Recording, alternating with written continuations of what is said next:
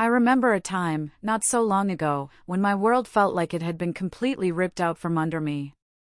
I was divorced, standing in the rubble of a life I thought was solid. And it wasn't just losing a husband, it was losing a future I'd built in my head. But here's the wild part, looking back now, that whole devastating experience was probably the best thing that ever happened to me. It forced me to find a peace I didn't even know existed. A deep, quiet kind of strength that is entirely mine. And it all began with my ex-husband, Ethan, choosing to believe his brother's bitter advice over the woman he vowed to spend his life with. You see, when Ethan and I first got married, it wasn't perfect. Nothing ever is, right? But we were solid. We'd bicker over silly things, tax season, someone forgetting the trash, but we always worked it out. I thought we did, anyway. I never saw the cracks forming until his elder brother, Lucas, moved back into town. Lucas, he was something else. He'd been through 3 divorces by 42, wearing them like battle scars, constantly grumbling about women and how marriage was a trap for men who don't know better. Ethan used to roll his eyes at him, call him bitter. I agreed, but I kept quiet. Didn't want to stir the pot between them. At first, it was just weekend visits. Lucas would come over, and I'd hear them laughing in the living room while I was making dinner or folding laundry. Harmless, I thought. But then it became daily phone calls, then guys' nights that got longer and more frequent. Ethan would come home with this smug, half-dazed look, like he'd just been given some kind of profound wisdom. And then he started picking at everything I did. If I asked for help with dishes, I was nagging. If I said I was tired from work, I was dramatic. One night, he even said I sucked the fun out of everything and always had to be in control. I brushed it off, thinking he was just stressed, you know? But it wasn't stress. It was Lucas feeding him poison, disguised as advice. Ethan actually told me, straight-faced, that Lucas had opened his eyes, that I'd been manipulating him. Manipulation? I never once told him what job to take, where to go, or who to hang out with. If anything, I was the one adjusting my life for his career moves and social life. Things just spiraled after that. He became distant, cold. Stopped kissing me goodbye in the mornings. Stayed up late, scrolling through something on his phone, laughing at texts I wasn't privy to. I didn't snoop. I didn't accuse. I tried talking, honestly, asking if he was okay. He'd always brush it off, say I was overreacting. Then, one morning, he sat me down at the dining table. Didn't even make eye contact. He just pushed a printed document across the table and told me he was filing for divorce. Just like that. No warning, no mention of couples counseling, nothing. He said he felt trapped, that he'd been living a lie and had finally realized I wasn't the right person for him. He said we were fundamentally incompatible and that the marriage had been a mistake from the beginning. His words were so rehearsed, like he'd practiced them in a mirror. Or, worse, with Lucas. I just sat there, stunned. Didn't cry. He looked so calm, so cold, like he was doing me a favor. Said he was trying to be amicable and civil and that this was the best way forward. I barely said a word. I felt like I was watching it happen to someone else. The next few weeks were a blur. I moved out because I couldn't stand being in that house with him, walking around like nothing happened. I stayed with my friend Chloe while I started looking for a small place of my own. Meanwhile, he was posting on social media about starting fresh, pictures of himself and Lucas with matching beers, captioned brothers before baggage. I remember seeing that post and just closing my phone. Not because it hurt, but because it was so pathetic. Here was a grown man celebrating his divorce like it was spring break, cheered on by a guy with 3 failed marriages and nothing to show for it but a couch to crash on. I signed the papers.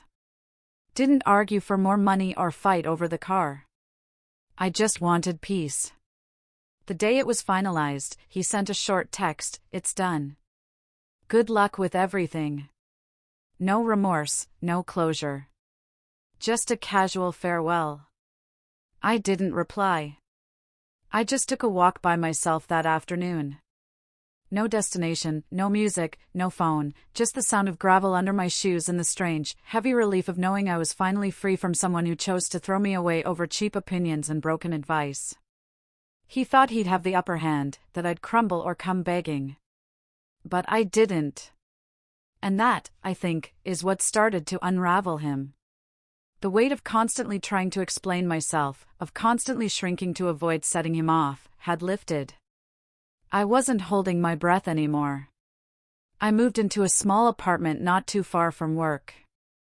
Nothing fancy, but it was mine. I didn't need to ask anyone about the paint color. I didn't have to compromise on furniture. It was quiet, peaceful, and just big enough for me to stretch out. I stayed off social media for a while. Friends would mention Ethan seemed to be doing well, glowing. Apparently, he and Lucas had thrown a freedom party the week after the divorce. Custom donuts that said things like "dodged a bullet" and "no more nagging." I mean, we'd been married for almost 5 years. I gave up job offers and even a promotion in another city because he didn't want to relocate. I stood by him during his career changes, his rough patches. And now I was a punchline. A donut. It hurt, yeah, the human part of me felt humiliated. But I didn't fight the narrative. I didn't post vague quotes. Instead, I went to therapy. Every Tuesday. I talked about the parts of myself I had buried during that marriage, about how often I second-guessed my own instincts just to keep the peace. My therapist told me I had nothing to prove. It took a while, but I started to believe her. Ethan, on the other hand, assumed I'd fall apart. I know that because a mutual friend of ours, Mark, slipped up one day and mentioned Ethan was waiting for the moment I'd call him crying. Apparently, Lucas told him that women always come crawling back. Ethan believed it. He told people I was too soft, too dependent. I didn't bother correcting anyone. I just focused on rebuilding. I picked up extra hours at work, not out of desperation, but because I liked staying busy. I used the extra cash to buy myself things I used to feel guilty about. A new beanbag, a better coffee machine, even a weekend trip to a cabin. I stopped walking on eggshells and started making decisions like I owed nobody an explanation. The funny thing was, the silence from my end, it seemed to unsettle him more than if I'd screamed. About 3 months after the divorce, he texted me. Nothing heavy, just a casual, "Hey, hope you're doing okay." I stared at it for a while, unsure of what he wanted. A conversation? Closure? A breadcrumb to pull me back in? I left it on read. A week later, he texted again. This time, it was a picture of a takeout meal from our favorite Thai place with the caption, "Made me think of you." I didn't answer that one either. That's when I knew something was shifting. Ethan wasn't as confident as he had acted. The victory lap was wearing thin, and real life was starting to creep in. The house we shared had become his bachelor cave. From what I heard, Lucas had unofficially moved in. They even tried starting a business together, a podcast. Something about real talk from real men. God, it bombed. Naturally, they ranted about marriage and toxic women. The response was unkind. One reviewer called them two uncles yelling into a mic after 3 beers. By the 3rd episode, they quietly stopped uploading. Ethan started to look tired, even in pictures. You could see the weight of someone who expected a victory parade and instead got a long, awkward silence.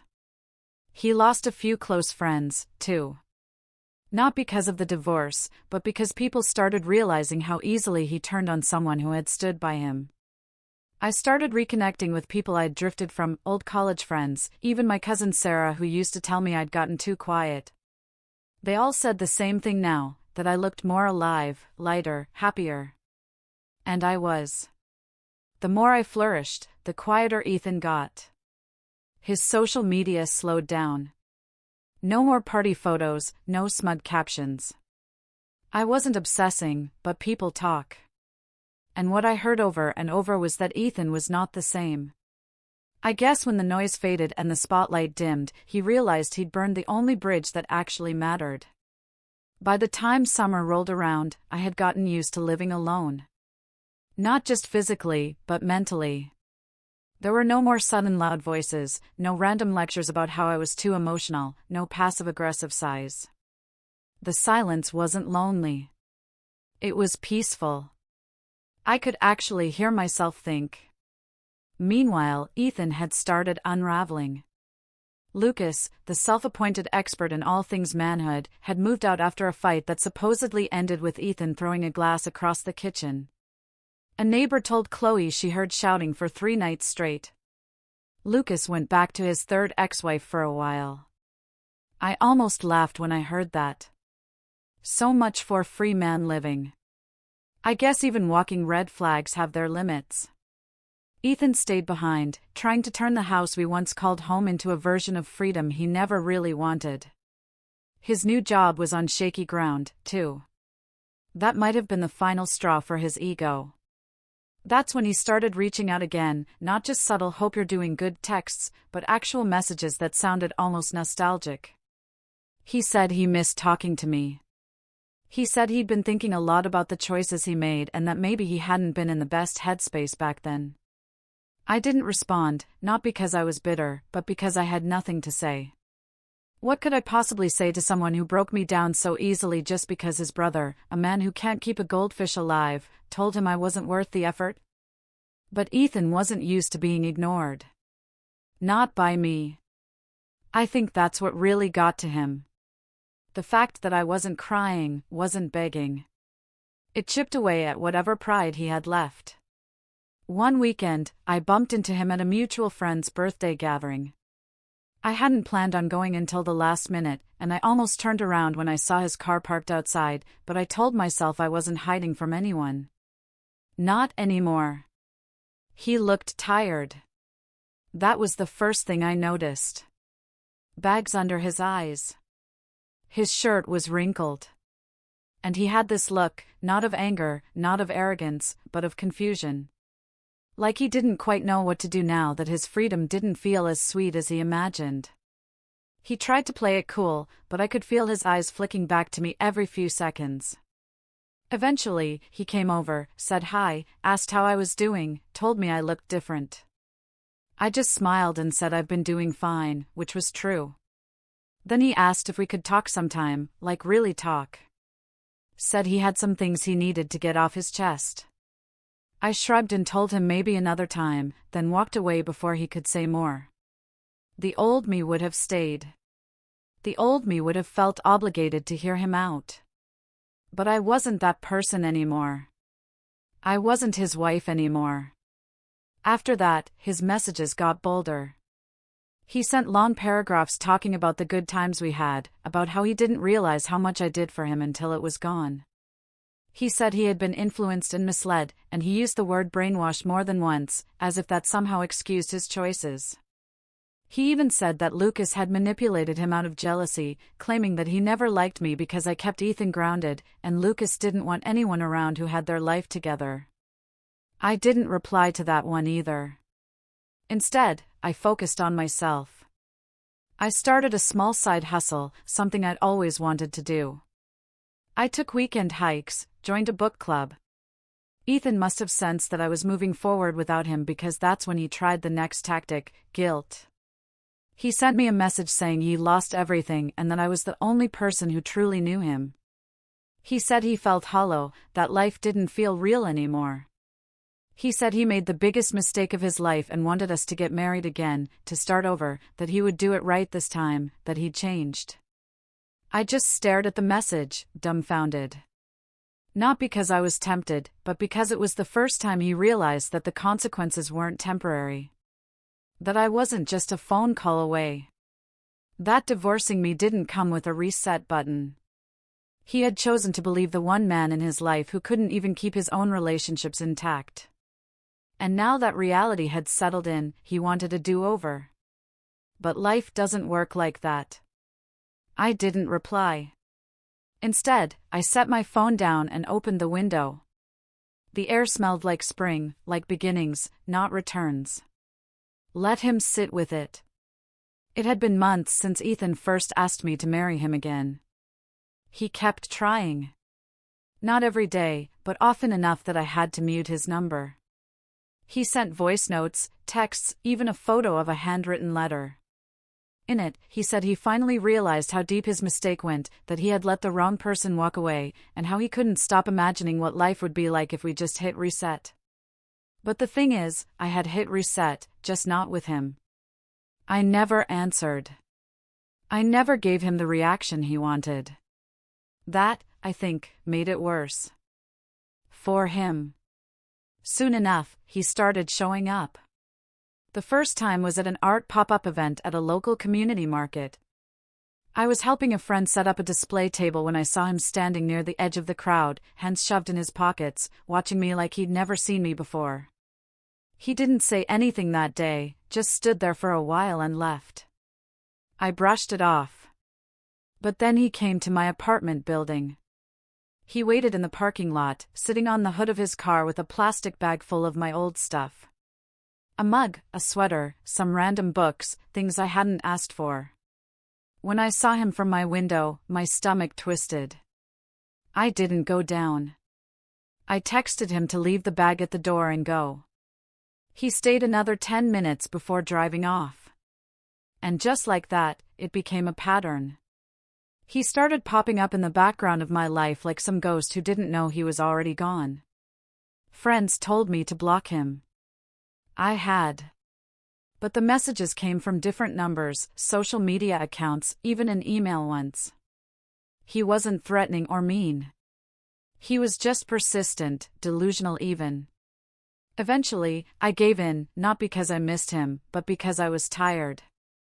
I agreed to meet him for coffee in a public space where I could leave easily if things got uncomfortable.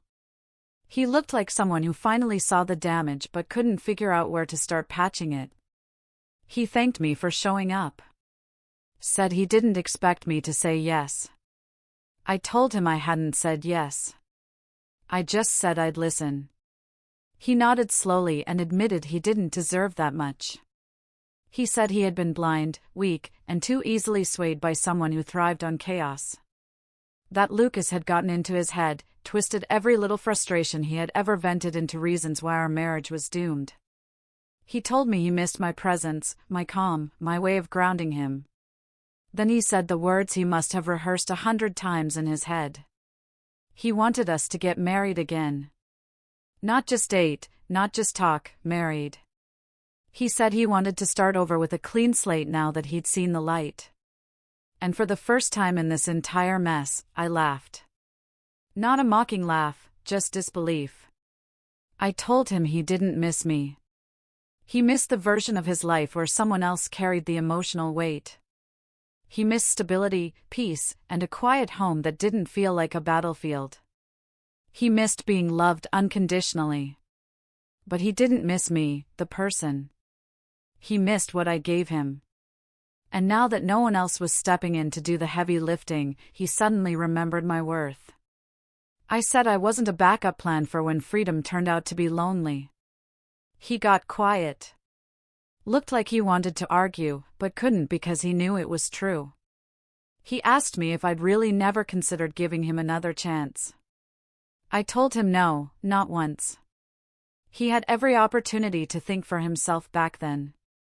I wasn't some mystery. I had been loyal, open, and honest from day one.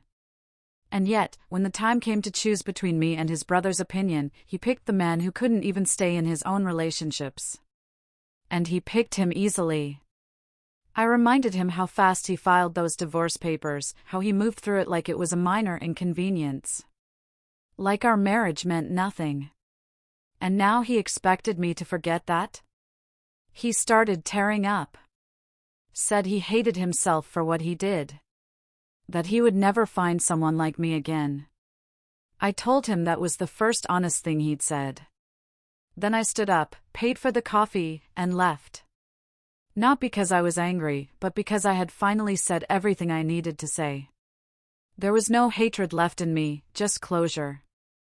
After that, the messages stopped. I think it finally hit him that the woman he used to know was gone. Not just from his life, but from the version of herself that once would have taken him back. I wasn't her anymore. I was someone who had learned to love her own peace more than any broken promise. My life became noticeably quieter. No more messages, no more surprise appearances, just silence, and it was beautiful. It gave me the space I hadn't realized I'd been craving. I started painting, not as therapy, but as ambition. My apartment transformed into a bright, chaotic little studio full of canvases and paint-streaked jars. I'd gone from the woman whose husband walked out on her to someone with a purpose that didn't revolve around being someone's wife. It felt right. But just as I was beginning to believe the storm had passed for good, I got a call one evening from Ethan's mother, Brenda. We hadn't spoken in almost a year. She started with pleasantries, then sighed. Her tone shifted from awkward to anxious. She said Ethan had been in a car accident. Not life-threatening, but enough to shake him. A few cracked ribs, a concussion, and a whole lot of regret apparently poured out while he was in the emergency room. He'd asked for me. I stood in my kitchen, phone pressed to my ear, listening to this woman who never much liked me when we were married, now trying to play mediator between her son and the ghost of his past. She said she wasn't asking me to take him back. She just thought I'd want to know that maybe I'd like to hear from him one last time now that he finally understood everything. I told her I appreciated the update, but I had nothing left to say to him. Not even now. And I meant it. But a week later, a letter showed up at my door, handwritten, from Ethan. His handwriting was shaky, like he'd written it while still on pain meds. It rambled for pages about the accident. The realization of how empty everything felt, how he had driven to his brother's house the night before the crash, and just sat outside, watching Lucas stumble around in his third failed relationship in under 2 years. He said it finally clicked. Lucas wasn't wise. He wasn't insightful. He was bitter, jealous, the kind of person who wanted company in his misery. And Ethan, he had followed him off a cliff with blind trust. The letter ended with a line I'll never forget: I lost my wife trying to be someone else's version of a man. And now I don't even know who I am anymore. That last line made me feel something I couldn't possibly explain in words. I wasn't angry anymore. I wasn't even sad. I just felt done. I folded the letter, slid it into a drawer, and went on with my day. That weekend, I went to a small dinner party hosted by one of my connections, a mix of creatives, small business owners, people who all just wanted a cozy night of good wine and conversation. And that's where I met Ben. He was soft-spoken but thoughtful, asked questions that didn't feel rehearsed. Laughed easily, but never too loudly. When he found out I was an artist, he asked what my favorite failed painting was. Not a favorite successful one, a failed one. We talked for 3 hours that night. The connection wasn't instant fireworks or fairy tale romance. It was steady, warm, curious. I wasn't seeing someone through the lens of comparison to Ethan. I wasn't measuring what I could fix or manage or avoid. I was just existing, and it was enough. A few weeks passed. Ben and I went on a few more dates. Nothing serious, but it felt like something that could be. Then one afternoon, I ran into Ethan. It was purely accidental, at a bookstore I hadn't visited in a while. He was sitting in the corner reading something about mindfulness. His face was bruised, healing, but still marked from the crash. He looked up and froze. I gave him a small nod, more out of politeness than warmth, and turned to leave, but he called out softly, asked if we could talk for just a moment. Against my better judgment, I walked over. He didn't ask me to come back. Not this time. He just said he was sorry, that he wished he had been braver, smarter, kinder. He said that if I ever decided to marry again, he hoped the man truly saw me. Really saw me. I thanked him. And then just before I turned to go, I gave him a gentle truth I knew he wasn't expecting. I told him I already had someone who saw me, someone who didn't need a second chance to get it right. His face paled, but he didn't protest. He just nodded, eyes a little wet, but calm. And that was the last time I hoped I ever saw him. What would you have done in my shoes?